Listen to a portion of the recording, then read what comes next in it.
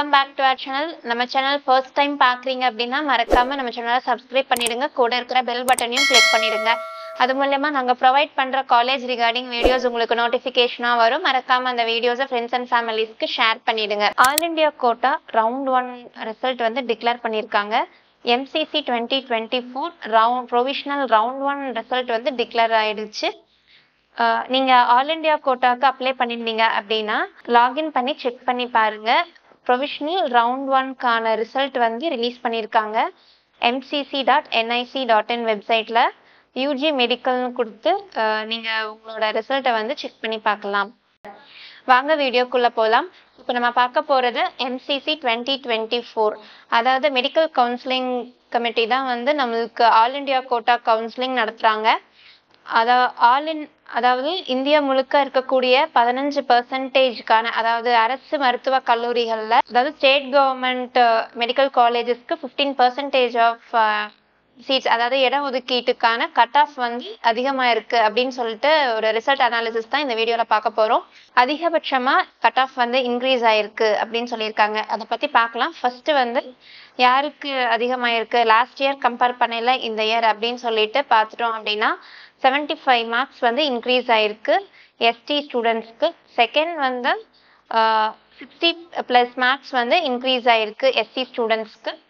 So அதோட detail result analysis வந்து பார்க்கலாம் கேட்டகரி வைஸ். ரவுண்ட் 1ல all India quota cut off marks up to 75 marks வந்து increase ஆயிருக்கு. அதை வந்து நம்ம இப்போ கேட்டகரி வைஸ் பார்த்துடலாம். இதே அன்ரிசர்வ் கேட்டகரியில பார்த்துட்டோம் அப்படின்னா 2023ல கட் ஆஃப் மார்க் வந்து 618 இருந்துச்சு. இதே ரேங்க் அப்படின்னு சொல்லி பார்த்துட்டோம்னா 19,396வது ரேங்க்குக்கு சீட் க்ளோஸ் பண்ணியிருந்தாங்க. இதே 2024ல கட் ஆஃப் மார்க் எவ்வளோ அதிகமாக இருக்கு அப்படின்னு சொல்லி பார்த்துட்டா 42 மார்க் வந்து இந்த இயர் அதிகமாக இருக்கு அன்ரிசர்வ்டு கேட்டகரிக்கு. அதாவது கட் ஆஃப் மார்க் வந்து 660. இதே என்ன ரேங்க்ல அப்படின்னு சொல்லி பார்த்துட்டா 19,603வது ரேங்க் வரை சீட் வந்து க்ளோஸ் பண்ணியிருக்காங்க. இதே OBC நான் கிரீமி லேயர்ல பார்த்துட்டோம் அப்படின்னா 2023ல என்ன கட் ஆஃப் இருந்துச்சுன்னா 616 கட் ஆஃப் இருந்துச்சு.